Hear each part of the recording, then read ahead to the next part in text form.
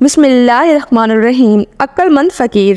ایک مرتبہ ایک فقیر کسی میدان سے گزر رہا تھا۔ اسے دو سوداگر نظر آئے۔ اس نے سوداگروں سے پوچھا، بھائیو کیا تمہارا اونٹ کھو گیا ہے؟ سوداگر خوش ہوئے اور بولے، تم نے دیکھا ہے کیا؟ فقیر نے کہا، کانا تو نہیں تھا اور دائیں پیر سے لنگڑا تو نہیں تھا۔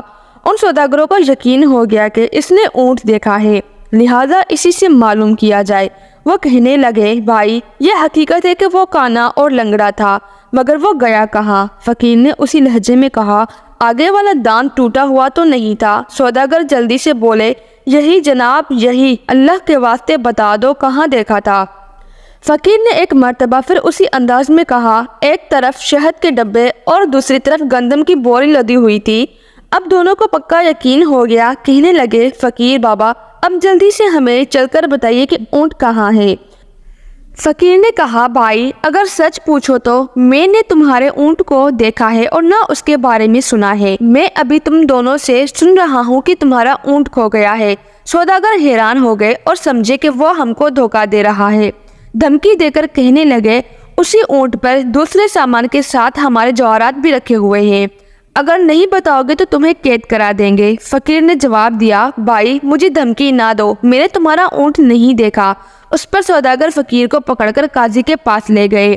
قاضی کو بھی فقیر نے وہی بات بتائی، جب تم نے اونٹ دیکھا ہی نہیں تو اس کے بارے میں اتنی صحیح باتیں کیوں بتا رہے ہو؟ قاضی نے تعجب سے پوچھا۔ فقیر نے مسکرا کر کہا، قاضی صاحب میری بات سن کر آپ ضرور شک میں مبتلا ہوں گے، لیکن میں اب آپ کو حقیقت بتاتا ہوں۔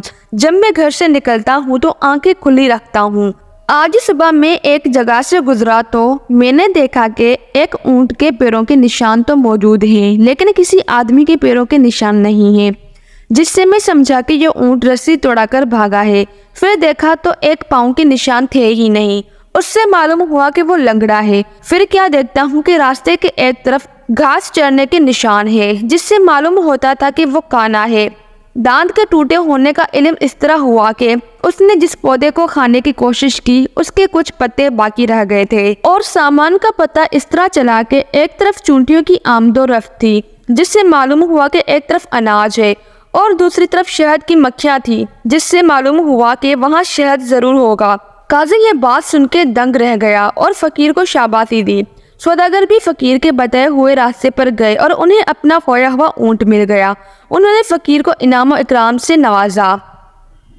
ویڈیو اگر اچھی لگی ہے تو ویڈیو کو شیئر ضرور کیجیے گا اور چینل کو سبسکرائب کر دیں۔